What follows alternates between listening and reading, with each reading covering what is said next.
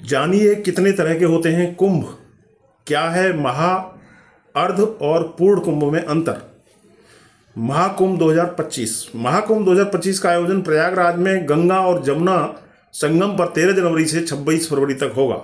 महाकुंभ दुनिया का सबसे बड़ा धार्मिक मेला है। 45 दिनों तक चलने वाले महाकुंभ हिंदुओं के लिए बेहद महत्वपूर्ण है। इस दौरान कुल 6 शाही स्नान होंगे। उम्मीद है कि इस बार महाकुंभ में देश विदेश के 40 करोड़ से ज़्यादा लोग भाग लेंगे। पिछला अर्धकुंभ मेला साल 2019 में प्रयागराज में हुआ था। वहीं इससे पहले साल 2013 में प्रयागराज में महाकुंभ का आयोजन हुआ था, जबकि कुंभ मेला हरिद्वार में लगा था। दरअसल कुंभ मेला 4 प्रकार का होता है: कुंभ, अर्धकुंभ, पूर्ण कुंभ और महाकुंभ। सभी कुंभ मेला ग्रहों की स्थिति के अनुसार आयोजित किए जाते हैं। कुंभ मेले का आयोजन वर्ष का समय भी बहुत महत्वपूर्ण होता है। प्रत्येक कुंभ मेले का अपना विशेष महत्व होता है। महाकुंभ, अगला महाकुंभ अगले साल यानी 2025 में प्रयागराज में आयोजित किया जाएगा। यह 13 जनवरी से शुरू होगा और 26 फरवरी को खत्म होगा। आखिरी बार महाकुंभ प्रयागराज में 2013 में आयोजित किया गया था। 12 साल बाद प्रयागराज में फिर से कुंभ मेले की मेजबानी कर रहा है। फीफा वर्ल्ड कप से कितनी मोटी कमाई करते हैं मेजबान देश? 2 साल पहले कतर को हुआ था कितना फायदा। इसी तरह से कुंभ मेला का जो आयोजन है प्रयागराज के अलावा हरिद्वार, नासिक और उज्जैन में भी किया जाता है।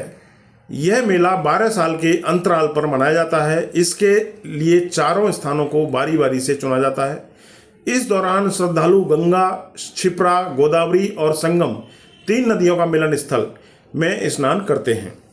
अर्धकुंभ, कुंभ मेले के विपरीत अर्धकुंभ हर 6 साल के बाद मनाया जाता है। अर्धकुंभ केवल 2 स्थानों पर आयोजित किया जाता है, प्रयागराज और हरिद्वार। अर्ध का मतलब होता है आधा, इसीलिए यह 6 साल बाद आयोजित किया जाता है। हेलो दोस्तों, नमस्कार। आप देख रहे हैं इंडिया आजकल, सच खबर हर पल। वीडियो को लाइक करें, शेयर करें। चलिए शुरू करते हैं। पूर्ण कुंभ, 12 साल बाद मनाए जाने वाले कुंभ मेले को ही पूर्ण कुंभ मेला कहा जाता है। पूर्ण कुंभ केवल प्रयागराज में संगम तट पर आयोजित होता है। इस तरह अगले साल जनवरी 2025 में प्रयागराज में लगने वाला मेला न केवल कुंभ है बल्कि एक पूर्ण यानी महाकुंभ भी है। पिछला कुंभ मेला प्रयागराज में 2013 में आयोजित किया गया था। जो कुंभ प्रयागराज में होता है उसे बेहद ही शुभ माना जाता है।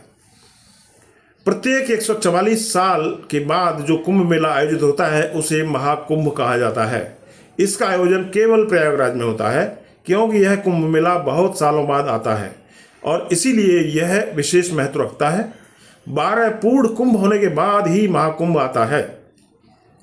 क्या है पौराणिक कथा? कहा जाता है कि समुद्र मंथन के दौरान अमृत पान करने के लिए देवताओं और दानवों के लिए 12 दिनों तक लगातार युद्ध हुआ था। खास बात यह है कि ये 12 दिन मनुष्यों के लिए 12 वर्षों के समान हुए, इसीलिए कुंभ भी 12 होते हैं। इनमें 4 कुंभ धरती पर होते हैं और 8 देवलोक में।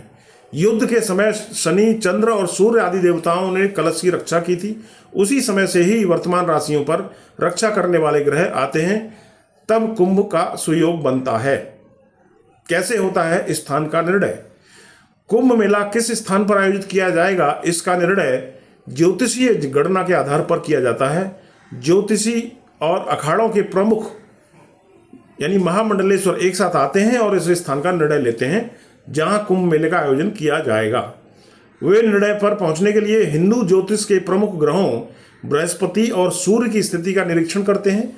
बृहस्पति यानी गुरु और सूर्य दोनों हिंदू ज्योतिष में प्रमुख ग्रह हैं, इसलिए इनकी गणना के आधार पर ही स्थान का चयन किया जाता है।